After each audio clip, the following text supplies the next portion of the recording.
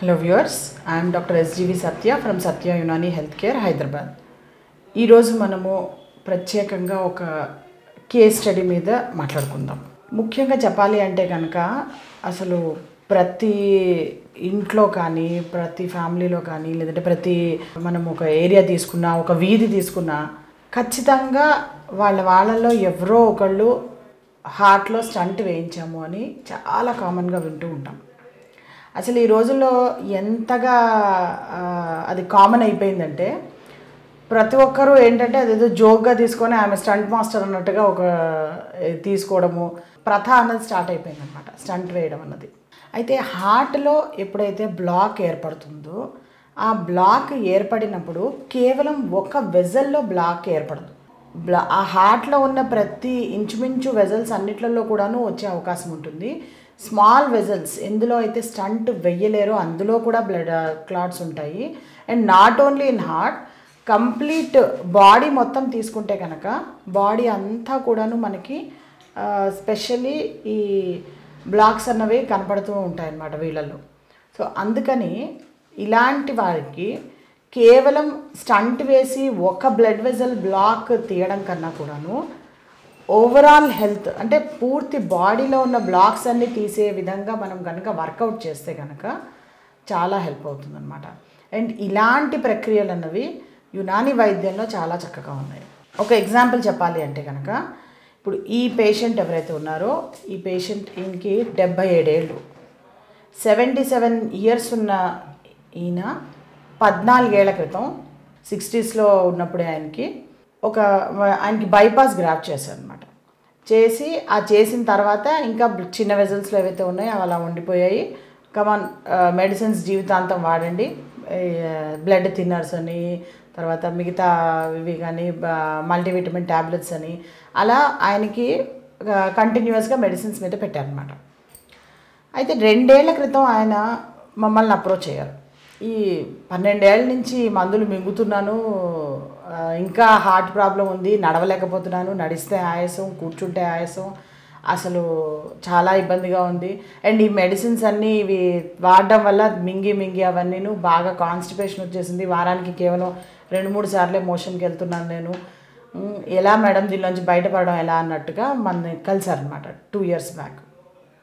కలిస్తే మనం ఏం చేసామంటే వాళ్ళకి యునాని వైద్యంలో ఉన్న మెడిసిన్స్ ఏవైతే ఉన్నాయో అవన్నీ ఇచ్చాము. తర్వాత ఆయనకి ఫ్రోజన్ షోల్డర్ కూడా ఉంటుందన్నమాట. అంటే చెయ్యి అసలు లేచేది కాదు ఆయనకి, అసలు విపరీతమైన నొప్పి, ఓ పక్క చేతి నొప్పి, ఇంకో పక్క గుండెలో నొప్పి వచ్చేది ఆయనకి. ఇలా 24 గంటలు ఆయన అలా బాధతోనే ఉండేవారు అనమాట ఆ పేషెంట్.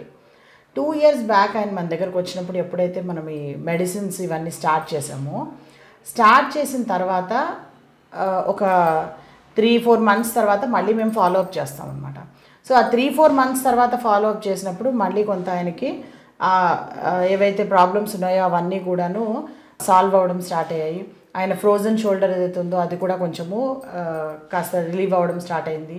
అండ్ ఇప్పుడు పరిస్థితి ఏంటంటే ఆయనది ఏదైతే 2020లో ఒకసారి మళ్ళీ ఆయనకి తీయించినప్పుడు ఆయన మా దగ్గరకు వచ్చినప్పుడు ఆయనకి CAD అని దాంట్లో 2D ఈకోలో కన్ఫర్మ్ చేశారు, that is coronary artery disease. తర్వాత డయాస్టలిక్ డిస్ఫంక్షన్ అని కూడా ఆయనకి కన్ఫర్మ్ చేశారు. And trivial MR mitral regurgitation తర్వాత ఏట్రియల్ రీగర్జిటేషన్ కూడా ఉంది అని చెప్పి కన్ఫర్మ్ చేశారు అనమాట 2D ఈకోలో. చేసిన తర్వాత మన మెడిసిన్స్ వాడిన తర్వాత 4 months తర్వాత కంప్లీట్గా మనకి క్లీన్ చిట్ వచ్చింది. క్లీన్ చిట్ వచ్చిన తర్వాత కూడా మేము ఏం చేసామంటే కంప్లీట్గా ఇంగ్లీష్ మెడిసిన్స్ ఏదైతే వాడుతున్నారో ఆయన అవన్నీ కూడాను ఆపేసామన్నమాట. అంటే 2 ఏళ్ళుగా ఆయన ఏ ఒక్క మెడిసిన్ మీద లేరు ఇప్పుడు ప్రస్తుతానికి.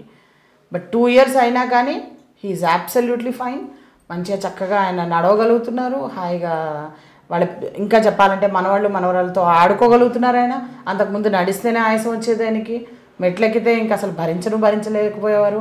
అలాంటిది 77 years ఏజ్లో ఇప్పుడు ఆయన వాళ్ళ మనవాళ్ళతో క్రికెట్ ఆడుతున్నారట ఆయన. అంటే క్రికెట్ ఆడినా కానీ ఆయనకి ఆయాసం రావట్లేదు అనమాట. అండ్ ఇప్పుడు కనుక రిపోర్ట్ మీరు లాస్ట్ మంత్ మార్చ్లో తీసిన రిపోర్ట్ ఇది 18th March ఇందులో కనుక మీరు చూస్తే కనుక 2D ఈకో అబ్సల్యూట్లీ ఫైన్.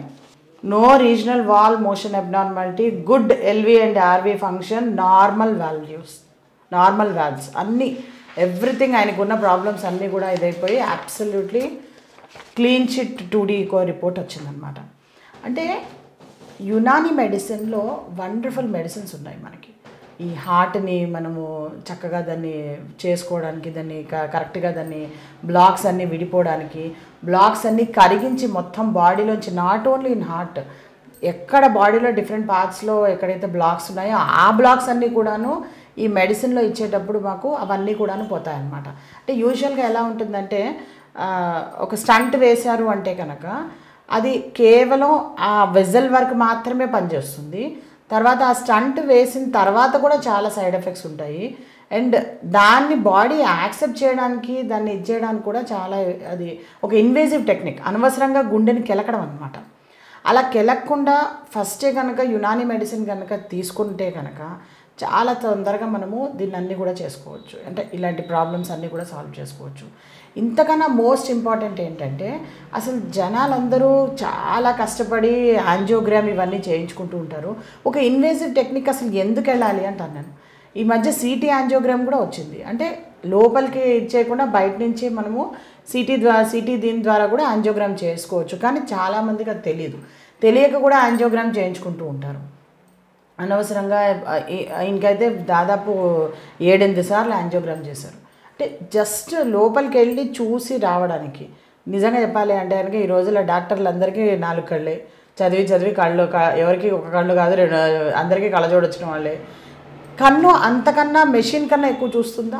అంటే ఒక సిటీ యాంజియోగ్రామ్ చాలు కదా, వై అన్నెసర్లీ మళ్ళీ దానిలో యాంజియోగ్రామ్ అని చెప్పి. అంటే ఒక బాడీ లోపలికి వెళ్ళడానికి ఒక ట్యూబు, వెళ్ళేటప్పుడు ఒక ఇంజరీ చేస్తుంది, మళ్ళీ వెనక్కి లాగేటప్పుడు ఒక ఇంజరీ చేస్తుంది. అది ఇంత ఇంజరీ చేస్తూ ఆ హార్ట్ని అంత ఇబ్బంది పెట్టడం అంత అవసరమా మనకి? అంటే ఇంత సొఫిస్టికేటెడ్ డయాగ్నోసిస్ వచ్చిన తర్వాత సో యాంజియోగ్రామ్ని వీలైనంత వరకు దాన్ని పక్కకు పెట్టి, సిటీ యాంజియోగ్రామ్స్ అంటే జస్ట్ డయాగ్నోసిస్ పర్పస్ అయితే ఇది చేసుకుంటే చాలు.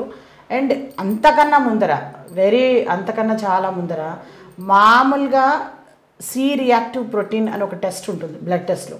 ఆ బ్లడ్ టెస్ట్ వాల్యూస్ ఎక్కువ ఉన్నా కానీ మనకి చాలా అర్లీగా ముందే తెలిసిపోతుంది.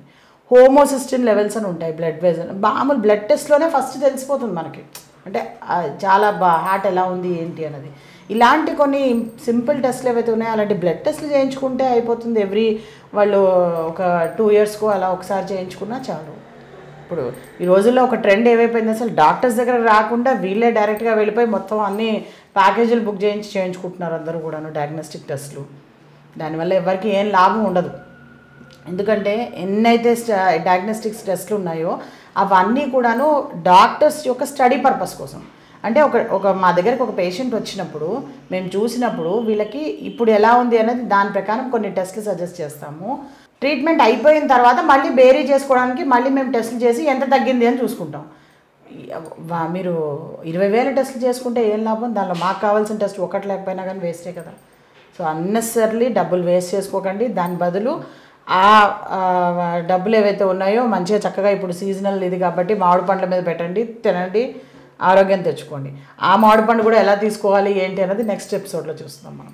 Thank you so much.